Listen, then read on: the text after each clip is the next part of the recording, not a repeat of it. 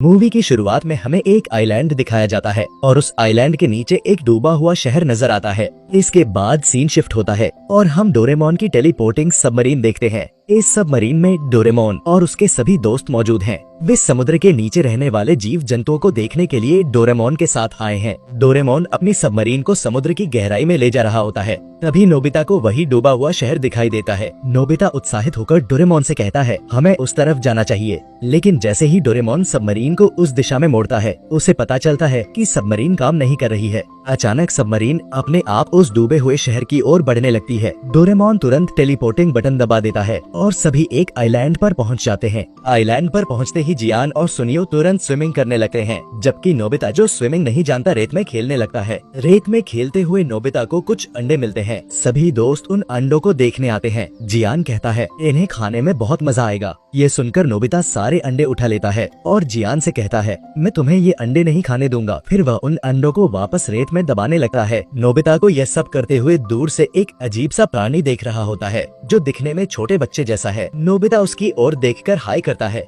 लेकिन जब बाकी दोस्त उस तरफ देखते हैं तो वहाँ कोई नहीं होता। सभी नोबिता से पूछते हैं, तुम किसे हाय कर रहे थे? नोबिता जवाब देता है, वहाँ एक छोटा बच्चा था। लेकिन जब वह दोबारा देखता है तो वह बच्चा गायब हो चुका होता है। जियान और सुनियो नोबिता का मजाक उड़ाते हुए कहते हैं, तुम दिन में भी सपने देखते हो। इसके बाद सीन बदलता है और हम देखते हैं कि डोरेमोन और उसके दोस्त एक बूढ़ी औरत के घर में खाना खा रहे हैं। वहाँ दीवार पर उसी बच्चे की तस्वीर लगी होती है जिसे नोबिता ने देखा था। तस्वीर देखते ही नोबिता चिल्लाता है, मैंने इसे आज ही देखा था। बूढ़ी औरत बताती है, ये वही प्राणी है जो कई साल पहले इस आइलैंड पर रहते थे। अब वे यहाँ नहीं है, लेकिन लोग मानते हैं कि वे भूत बनकर इस आइलैंड की रक्षा करते हैं। ये सुनकर नोबिता डर जाता है। रात होने पर जब सभी सो रहे होते हैं, वही प्राणी नोबिता के पास आकर उसे जगाता है। नोबिता अपने चश्मे पहनकर उसे देखता है और बहुत डर जाता है, क्योंकि उसे लगता है कि यह भूत है और उसे नुकसान पहुँचाएगा। वह जोर जोर से चिल्लाने लगता है। उसकी आवाज सुनकर सभी जाग जाते हैं और पूछते हैं, नोबिता तुम्हें क्या हुआ? कांपते हुए नोबिता कहता है, वहाँ वही भूत था। लेकिन जब सभी उस तरफ देखते हैं तो वहाँ कोई नहीं होता, क्योंकि वह प्राणी सिर्फ नोबिता को ही दिखाई दे रहा था। सभी नोबिता को डांटकर फिर से सो जाते हैं। अगली सुबह जियान, सुनियो और शिजुका फिर से समुद्र में खेलने लगते हैं, लेकिन नोबिता किनारे पर बैठकर रेत से खेल रहा होता है। डोरेमोन उसे कहता है, तुम्हें भी उनके साथ खेलना चाहिए। नोबिता जवाब देता है, तुम्हें तो पता है मैं स्विमिंग नहीं कर सकता। डोरेमोन कहता है, ठीक है, मैं तुम्हारे लिए ट्यूब लाता हूँ, और ट्यूब लेने चला जाता है। नोबिता अब अकेला किनारे पर बैठा होता है। तभी वह प्राणी पीछे से आकर नोबिता को हेलो करता है। नोबिता उसे देखकर फिर से डर जाता है और चिल्लाने लगता है। वह प्राणी कहता है, तुम्हें मुझसे डरने की जरूरत नहीं है, मैं तुम्हें नुकसान नहीं पहुंचाऊंगा, मैं बस तुमसे दोस्ती करना चाहता हूँ। जियान, सुनियो और शिजुका नोबिता को अकेले बात करते देख हैरान हो जाते हैं, क्योंकि उन्हें वह प्राणी दिखाई नहीं देता। वे इसे गंभीरता से नहीं लेते और नोबिता को इग्नोर कर देते हैं। नोबिता उस प्राणी से दोस्ती कर लेता है और उसका नाम किरियन रखता है। किरियन नोबिता को जंगल के अंदर ले जाता है। उधर डोरेमोन नोबिता के लिए ट्यूब लेकर वापस आता है, लेकिन उसे नोबिता वहाँ नहीं मिलता। तभी जियान, सुनियो और शिजुका वहाँ आते हैं। डोरेमोन उनसे नोबिता के बारे में पूछता है तो वे कहते हैं, अभी अभी नोबिता यही था। सीन बदलता है और हम नोबिता और किरियन को जंगल के बीच में देखते हैं। किरियन नोबिता को पेड़ पर चढ़ने में मदद करता है और दोनों एक साथ समय बिताते हैं। उनकी दोस्ती और गहरी हो जाती है। नोबिता किरियन को उस डूबे हुए शहर के बारे में बताता है जिसे उसने समुद्र के नीचे देखा था। किरियन कहता है, मैं तुम्हें उस शहर में ले जा सकता हूँ, वह शहर इस आइलैंड पर है। यह सुनकर नोबिता बहुत खुश हो जाता है, लेकिन वह आइलैंड बहुत दूर है और नोबिता स्विमिंग नहीं कर सकता। वह निराश हो जाता है। तभी किरियन कहता है, तुम्हें चिंता करने की जरूरत नहीं है। वे संगीत बजाता है और पानी कटकर एक रास्ता बन जाता है। दोनों उस रास्ते से उस आइलैंड पर पहुंच जाते हैं। वहाँ एक पत्थर होता है जो असल में एक जादुई गेट है। जैसे ही किरियन उस पत्थर को छूता है, तेज रोशनी निकलती है और नोबिता व किरियन गायब हो जाते हैं। उधर डोरेमोन, जियान, सुनियो और शिजुका नोबिता को ढूंढ रहे होते हैं। शिजुका को याद आता है कि नोबिता बार बार उस अजीब प्राणी की बात कर रहा था। वह तुरंत उस बूढ़ी औरत के पास जाती है और उन प्राणियों के बारे में पूछती है। बूढ़ी औरत बताती है, यह आइलैंड पहले बहुत बड़ा था और यहाँ किरियन जैसे प्राणी बहुत थे। वे इंसानों के साथ मिलकर रहते थे और उनकी बहुत मदद करते थे। लेकिन अचानक उनका शहर पूरे आइलैंड के साथ गायब हो गया और तब से किरियन कभी नहीं दिखे। ये सुनकर डोरेमोन को उस डूबे हुए शहर की याद आती है। सीन बदलता है और हम नोबिता व किरियन को उस शहर में देखते हैं। नोबिता पूछता है,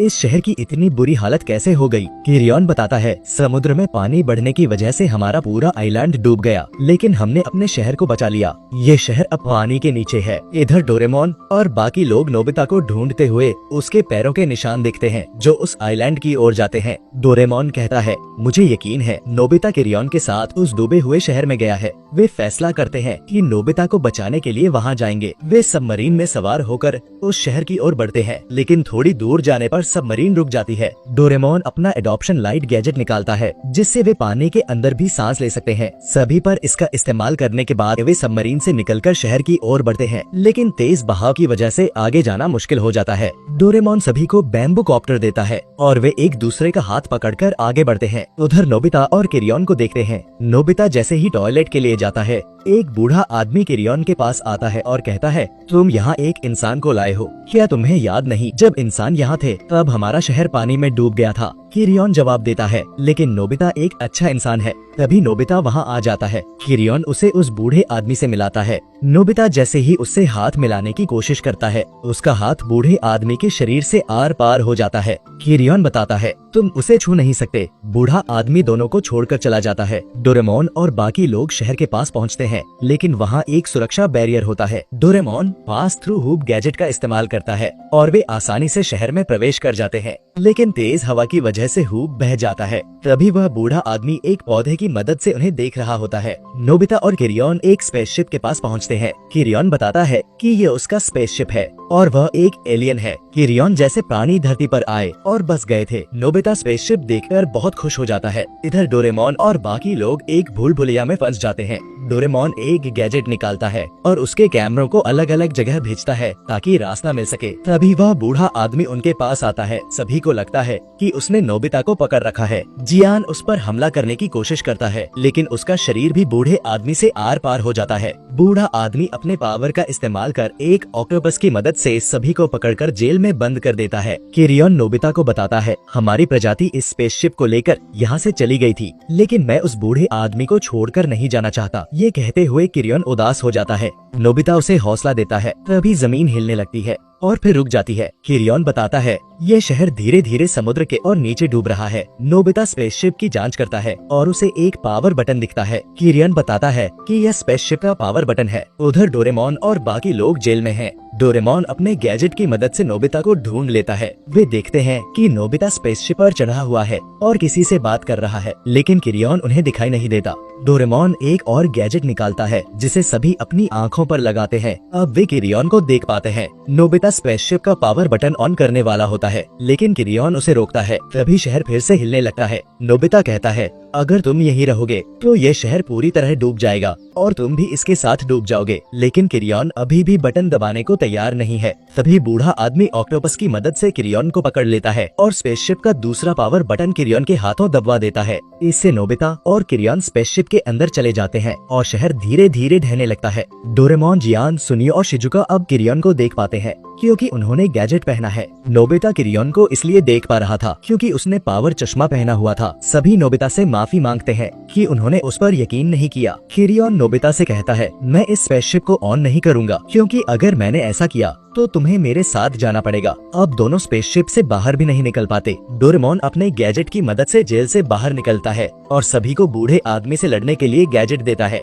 वे ऑक्टोपस से लड़ने लगते हैं, लेकिन वह बहुत ताकतवर है और उन्हें बिजली का झटका देता है। नोबिता किरियन से कहता है, वो मेरे दोस्त हैं, मुझे उन्हें बचाना होगा। यह कहकर वह रोने लगता है। किरियन कहता है, तुम चिंता मत करो, मैं तुम्हारी मदद करूंगा। तभी बूढ़ा आदमी वहाँ आता है और किरियन से कहता है, तुम्हें मेरी फिक्र करने की जरूरत नहीं है, तुम्हें यहाँ से जाना होगा। किरियन जवाब देता है, अगर मैं गया तो मुझे नोबिता को छोड़ना पड़ेगा। वह नोबिता के साथ बिताए पलों को याद करता है और सबमरीन में लगा रेड बटन दबा देता है। इससे नोबिता और किरियन बाहर आ जाते हैं। यह देखकर बूढ़ा आदमी उन्हें छोड़ देता है और घुटनों पर बैठ जाता है। बूढ़ा आदमी किरियन से कहता है, प्लीज यहाँ से चले जाओ वरना तुम डूब जाओगे। किरियन उसे गले लगाकर शुक्रिया करता है। नोबिता डोरेमोन से पूछता है, क्या तुम किरियन के लिए कुछ कर सकते हो? डोरेमोन अपने पॉकेट से स्पेस लाइफ बोर्ड निकालता है, जिसकी मदद से किरियन अपने ग्रह पर जा सकता है। अभी शहर पूरी तरह टूटने लगता है। किरियन बूढ़े आदमी से कहता है, आपको भी मेरे साथ आना होगा। लेकिन बूढ़ा आदमी उनके चारों ओर एक शील्ड बनाता है और कहता है,